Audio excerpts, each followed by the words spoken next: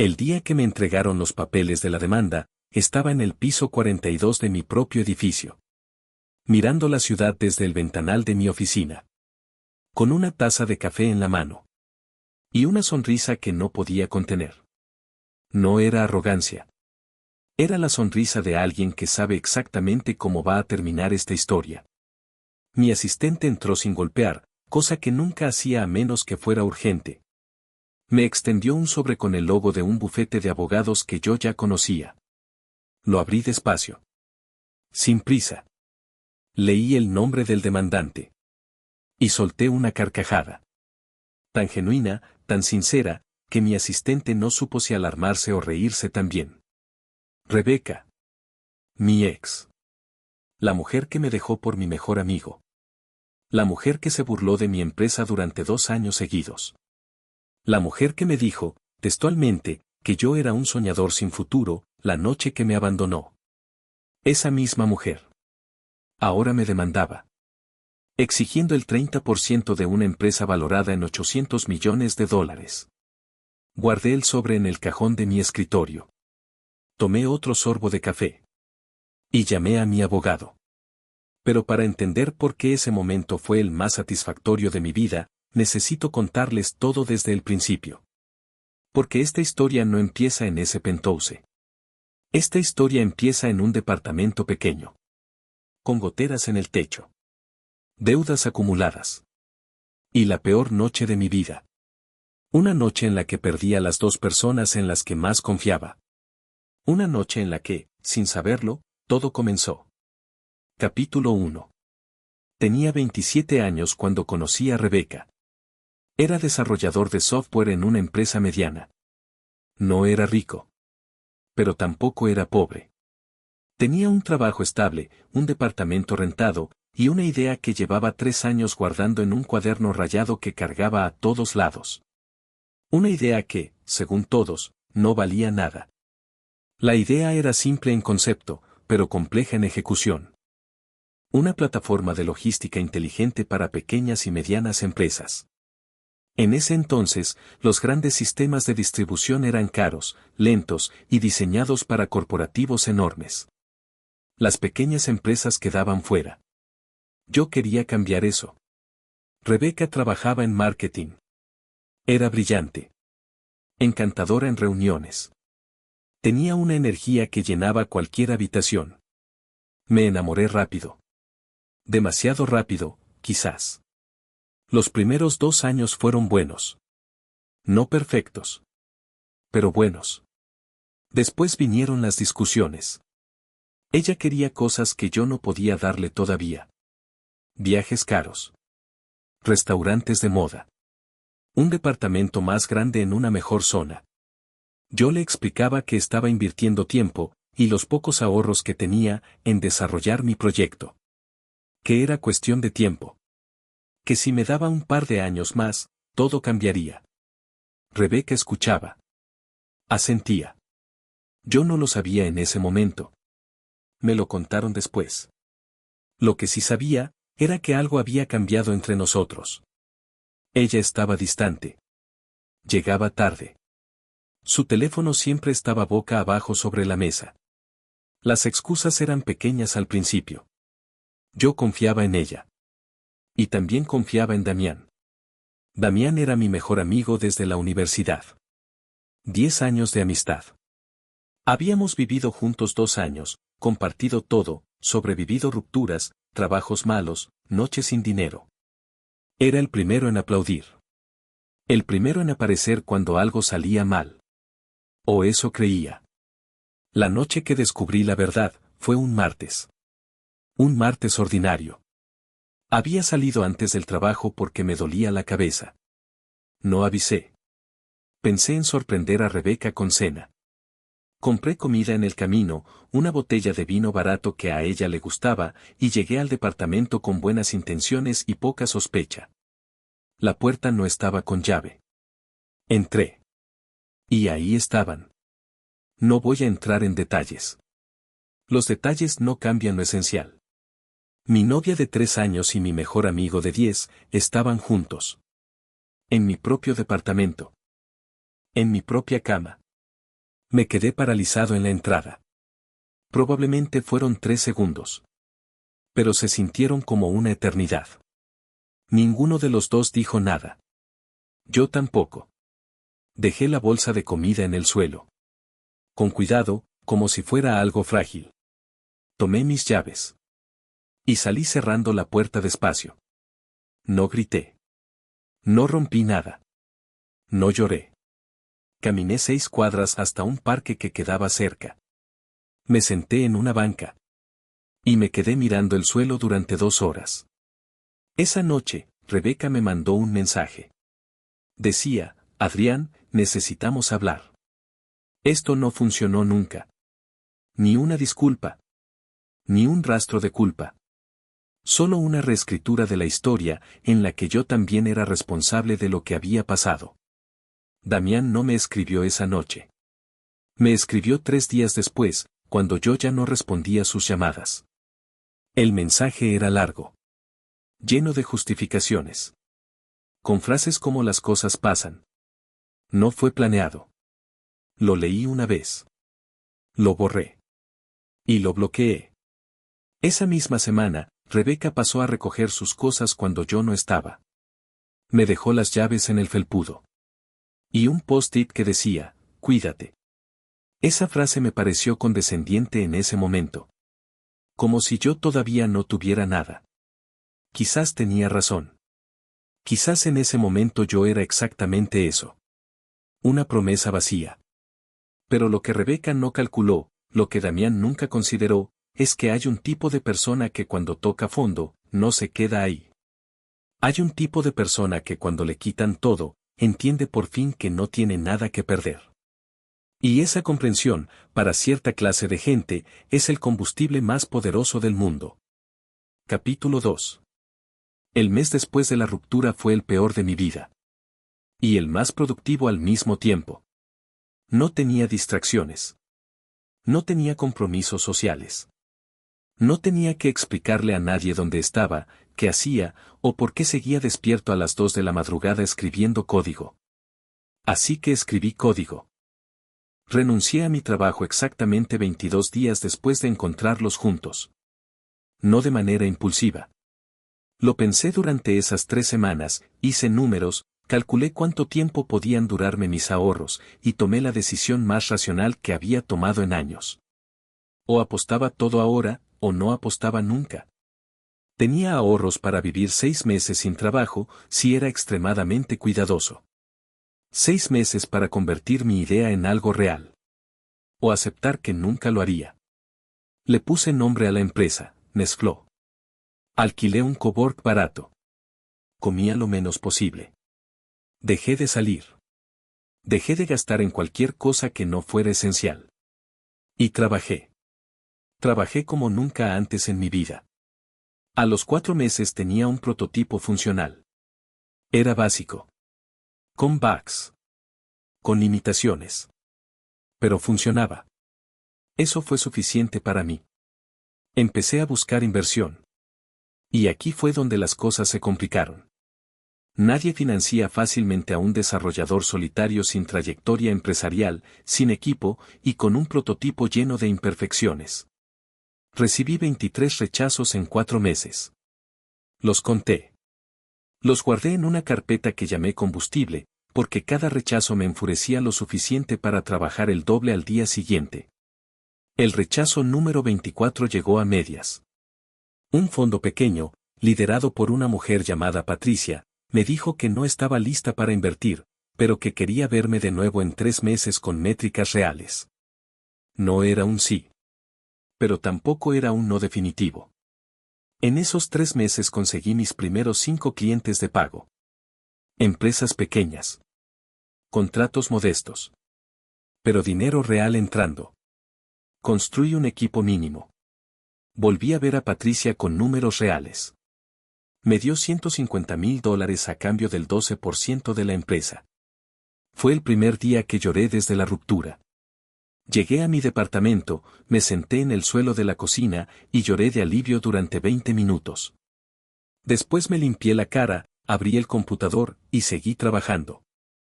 Durante todo ese tiempo, supe algunas cosas de Rebeca y Damián a través de contactos comunes. Aparentemente estaban juntos.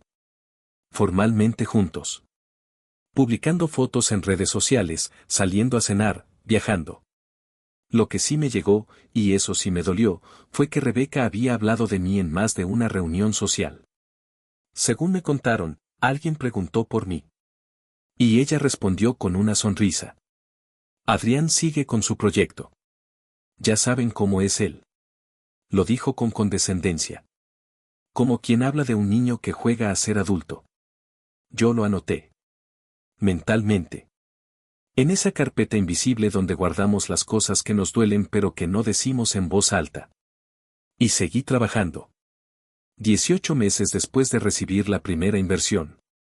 Nestlé tenía 120 clientes activos, un equipo de 15 personas y una segunda ronda de inversión de $2 millones. Las cosas empezaban a moverse en serio. Pero lo que vino después, nadie lo vio venir. Ni siquiera yo. Capítulo 3. El tercer año fue el año en que Nestlé dejó de ser una promesa. Y se convirtió en una realidad imposible de ignorar. Un artículo en una revista de tecnología nos puso en el radar de inversores más grandes. En 2 semanas recibí 12 solicitudes de reunión de fondos de capital de riesgo. Elegí 4 para escuchar. Cerré con 2. La ronda fue de $17 millones. Recuerdo el día que firmé ese contrato.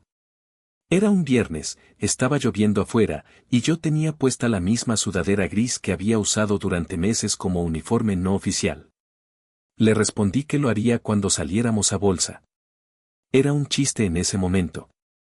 Año y medio después, no era un chiste. El proceso de preparación para la oferta pública inicial duró casi 8 meses. Fue el periodo más intenso, más estresante y más emocionante de toda mi vida. Auditores, abogados, presentaciones a inversores institucionales, reuniones que empezaban a las 7 de la mañana y terminaban pasada la medianoche. Perdí 5 kilos. Dormía mal. Tomaba demasiado café. Pero el día que Nestlé salió a bolsa, abrió un 20% por encima del estimado inicial. Al cierre del primer día de cotización, mi participación personal en la empresa valía aproximadamente $470 millones. No lo asimilé de inmediato. De hecho, tardé casi una semana en creerlo completamente. Fui a cenar solo esa noche. Un restaurante tranquilo, sin pretensiones. Pedí una pasta y un vaso de vino. Y pensé en el departamento con goteras. En los 6 meses de ahorros que aposté todo. En los 23 rechazos. En la noche que me senté en el parque durante 2 horas mirando el suelo. Y sonreí. Ahora bien, lo que yo no sabía en ese momento, era que alguien más también estaba mirando los titulares de esa mañana. Alguien que había pasado los últimos 3 años diciéndose a sí misma que yo era un fracaso. Alguien que de repente tuvo que recalcular todo lo que creía saber. Alguien que, en lugar de simplemente aceptar la realidad, decidió atacar. Capítulo 4. Me enteré de la demanda un martes por la mañana. Exactamente como lo conté al principio. Pero lo que no conté fue todo lo que pasó antes de que llegara ese sobre. Aproximadamente 2 semanas antes de la salida a bolsa, cuando los medios ya empezaban a hablar de Nestlé con seriedad, recibí un mensaje de un número que no tenía guardado. Decía: Hola Adrián. Soy Rebeca. Supongo que ya viste las noticias. Me alegra que te haya ido bien. Lo leí 3 veces. Y lo ignoré. No por rencor. Lo ignoré porque no había nada que hablar. No teníamos negocios juntos. No teníamos hijos. No teníamos propiedades compartidas. Éramos 2 personas que habían tenido una relación que terminó. Punto. 2 días después llegó otro mensaje. Adrián, creo que es justo que conversemos. Yo estuve contigo durante años importantes de tu proceso. Apoyé muchas cosas. Ahí entendía dónde iba esto.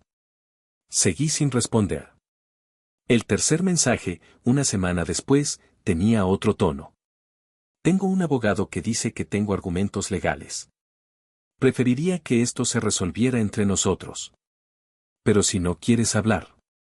Le mostré los mensajes a mi abogado al día siguiente. Él los leyó, los guardó, y me dijo, bien. Que manden los papeles. Mientras más hablen. Y los papeles llegaron. La demanda era, para decirlo de manera clara, un trabajo de creatividad jurídica bastante ambicioso. Rebeca argumentaba tres cosas. Primero, que durante nuestra relación ella había contribuido emocionalmente al desarrollo de Nesflo, creando condiciones de estabilidad que permitieron el crecimiento del proyecto. Segundo, que ciertas conversaciones y retroalimentación que ella había dado sobre el producto constituían contribuciones intelectuales que merecían reconocimiento. Y tercero, que había un supuesto acuerdo verbal en el que yo habría prometido compartir ganancias con ella si el proyecto prosperaba. Exigía el 30% de la empresa.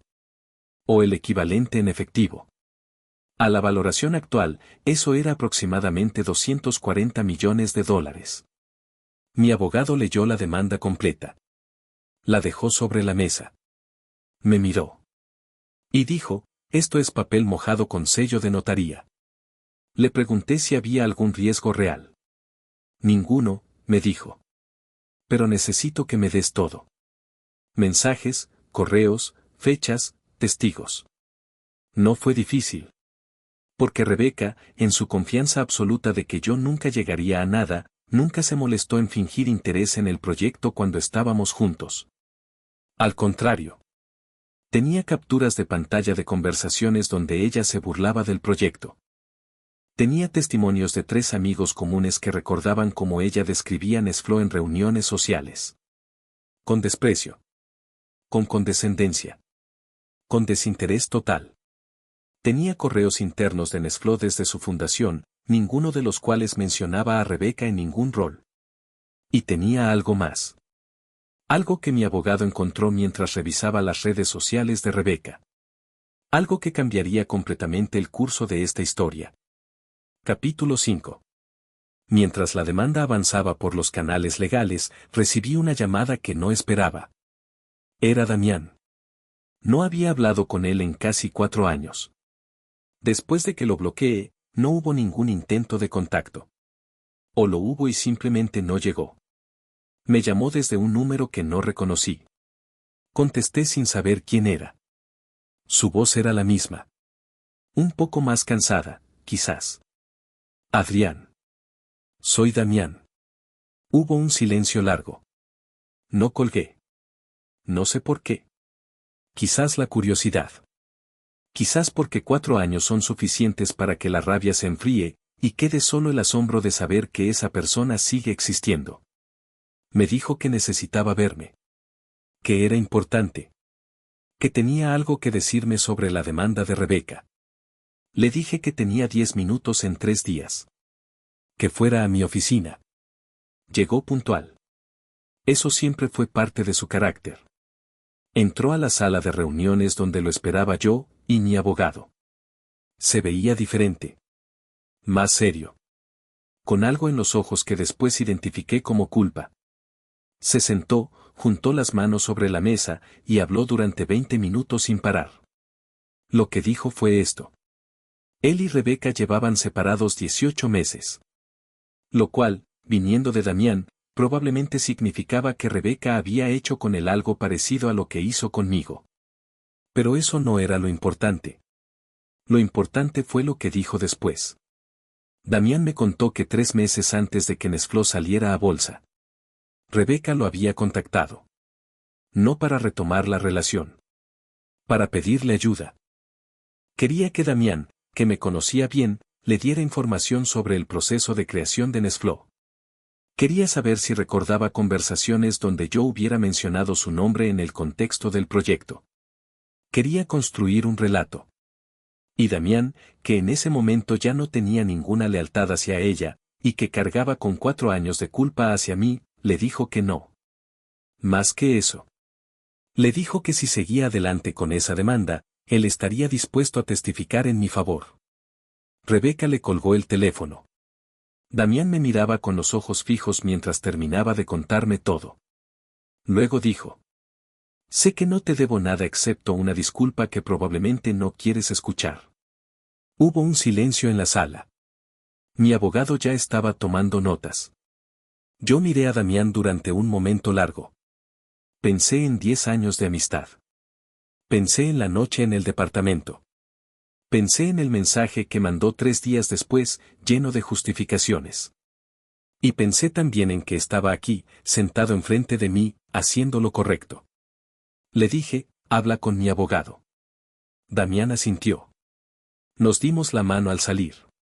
No fue un abrazo. No fue una reconciliación. Fue un reconocimiento de que la historia entre nosotros era más complicada de lo que cualquiera podría resolver en una sala de reuniones. Pero tenía lo que necesitaba. Y Rebeca estaba a punto de descubrir que su plan tenía un problema enorme. El problema era que las personas en las que confiaba para construir su historia, me conocían demasiado bien. Y ninguna de ellas iba a mentir por ella. Capítulo 6. El juicio formal nunca llegó. No porque Rebeca retirara la demanda. No lo hizo voluntariamente. Lo que pasó fue algo mejor. Mi equipo legal pasó 6 semanas construyendo la respuesta más sólida posible. Cada mensaje burlándose del proyecto. Cada testimonio de personas que la recordaban describir Nesfló con desprecio. La declaración de Damián. Los registros internos de la empresa. Los contratos. Las fechas. Los correos. Todo perfectamente documentado. Pero hubo algo más que mi abogado encontró mientras investigaba el perfil público de Rebeca en redes sociales. Algo que resultó ser la pieza más interesante de todo el expediente. Durante los meses en que ella supuestamente había contribuido al desarrollo de Nesfló, Rebeca había publicado decenas de fotos. Viajes, cenas, eventos. Y en múltiples publicaciones de esa época, había escrito comentarios sobre su vida en ese periodo. En una foto de ella en un viaje que hizo sola porque yo estaba trabajando ese fin de semana, escribió: cuando tu novio prefiere su proyecto a pasar tiempo contigo. Con comillas en la palabra proyecto. Con un emoji de ojos en blanco. En otra publicación, respondiendo a una amiga que le preguntaba qué hacía Adrián, escribió: sigue con lo suyo. Otro emoji de ojos en blanco. Y en un hilo privado que su propio abogado filtró sin querer en los documentos de descubrimiento, había una conversación donde Rebeca le decía a su amiga: Damián al menos vive en el presente. Ese mensaje fue enviado 3 semanas antes de que empezara la relación con Damián. Mi abogado presentó todo esto junto con un análisis simple. No existe ninguna lógica legal por la cual una persona que activamente se burló, descalificó y mostró desprecio por un proyecto durante su existencia, pueda luego reclamar contribución a ese mismo proyecto. Presentamos la respuesta legal. El juez le dio a Rebeca y a su equipo 30 días para responder. Pasaron esos 30 días. Su abogado, que había tomado el caso creyendo que habría un acuerdo rápido fuera de los tribunales, le recomendó que reconsiderara. Le recomendó que desistiera. Rebeca se negó. Lo que pasó en los siguientes 2 meses fue lo que en términos legales se conoce como demolición sistemática. Mi equipo no dejó un solo argumento de pie. Cada afirmación fue respondida con evidencia. Cada testimonio que ella intentó presentar fue contradicho por alguien más o por sus propias palabras documentadas. En la única audiencia formal que hubo, su abogado intentó argumentar que el contexto emocional de una relación crea obligaciones implícitas de participación en logros futuros. El juez lo interrumpió a mitad de la frase. Le dijo que eso no era ley. Que eso era una opinión personal presentada como argumento jurídico. Y que si esa era la base del caso, le recomendaba que aconsejara a su cliente de manera diferente antes de continuar. El abogado pidió un receso de 15 minutos. Cuando regresó, anunció que su cliente estaría dispuesta a llegar a un acuerdo. Mi abogado respondió que no había nada que acordar. Que no debíamos ni un centavo. Y que si retiraban la demanda voluntariamente, no iríamos por los costos legales. Si no la retiraban, iríamos por todo. Rebeca habló con su abogado durante un momento en voz baja.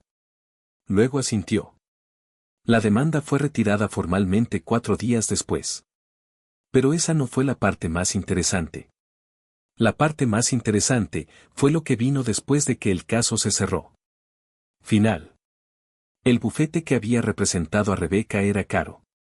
Muy caro.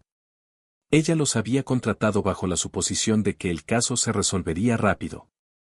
Probablemente con un acuerdo millonario antes de llegar a ningún tribunal. Y que los honorarios quedarían cubiertos por ese acuerdo. Pero el caso no se resolvió rápido. Duró casi 5 meses en total. La factura que recibió Rebeca cuando todo terminó era de aproximadamente $180,000. No tenía esa cantidad de dinero. Aparentemente, en los años desde nuestra ruptura, Rebeca había tenido un par de trabajos en agencias de marketing que no habían durado demasiado. Había vivido bien mientras estuvo con Damián. Pero después de separarse también de él, su situación económica se había complicado. Había visto los titulares sobre Nestlé y había hecho un cálculo desesperado. Si yo le daba aunque fuera el 5% en un acuerdo rápido, solucionaba todo. Pero el acuerdo nunca llegó. Y la deuda sí. Me enteré de todo esto porque en el mundo empresarial las noticias circulan. Un periodista que estaba haciendo un artículo sobre la salida a bolsa de Nestlé encontró el caso judicial y lo incluyó en su investigación. La historia salió publicada en una revista de negocios. Y mencionaba que había sido retirada antes de llegar a juicio, luego de que la parte demandante no pudo sostener sus argumentos. Rebeca intentó responder públicamente en redes sociales. Los comentarios no fueron amables con ella. El post estuvo visible 2 días, antes de que lo borrara. Yo no hice ningún comentario público. No publiqué nada. No di declaraciones sobre ella. No era necesario. La historia se contaba sola. Hay algo que aprendí en todo este proceso. Algo que tardé en entender, pero que ahora tengo completamente claro. No se trata de venganza. Nunca se trató de eso. La venganza implica que dedicas tiempo y energía en hacerle daño a alguien que te lastimó. Y eso te mantiene conectado a esa persona. A ese dolor. A ese momento. Yo no hice nada en contra de Rebeca ni de Damián. Solo construí lo que siempre quise construir. Solo seguí mi camino cuando ellos decidieron que ese camino no valía nada. Lo que les pasó después fue consecuencia de sus propias decisiones. Rebeca apostó a que yo era un fracaso. Fue una apuesta terrible, y la pagó sola. Damián traicionó una amistad de 10 años y perdió eso para siempre. Ninguno de esos resultados fue algo que yo planifiqué o ejecuté. Simplemente sucedió. Y hay algo profundamente satisfactorio en eso. Más satisfactorio que cualquier venganza activa. Porque nadie puede acusarte de nada. No hiciste nada. Solo exististe. Solo tuviste razón. El edificio donde está la oficina central de Nestlé tiene 42 pisos. Lo compré el año pasado porque es más eficiente tener las oficinas en propiedad cuando la empresa tiene el tamaño que tiene hoy. A veces, cuando termino tarde y el edificio está en silencio, bajo al lobby y miro el letrero en la recepción. Nestlé. Solo el nombre. Sin subtítulos. Sin explicaciones. Y pienso en ese cuaderno rayado. En el departamento con goteras. En los 23 rechazos. En los 6 meses de ahorros que aposté todo. Pienso también, inevitablemente, en una noche en un parque. Sentado en una banca. Mirando el suelo durante 2 horas. Esa noche creí que era el final de algo. Resultó ser el principio de todo. Y no cambiaría nada. Ni siquiera la traición. Porque sin ella, probablemente seguiría esperando el momento perfecto para apostar. Y el momento perfecto no existe. Solo existe el momento en que no tienes nada que perder. Ese fue mi momento. Y lo aproveché. Si llegaste hasta aquí, sabes que esta historia no es sobre dinero. Es sobre lo que pasa cuando decides ser más grande que el dolor que te hicieron. El éxito más dulce no es el que construyes para demostrarle algo a alguien. Es el que construyes para demostrarte algo a ti mismo. Y resulta que, como consecuencia natural, el mundo también lo ve. Adrián Solano. Fundador de Nesflo. Y el hombre que una vez fue un soñador sin futuro.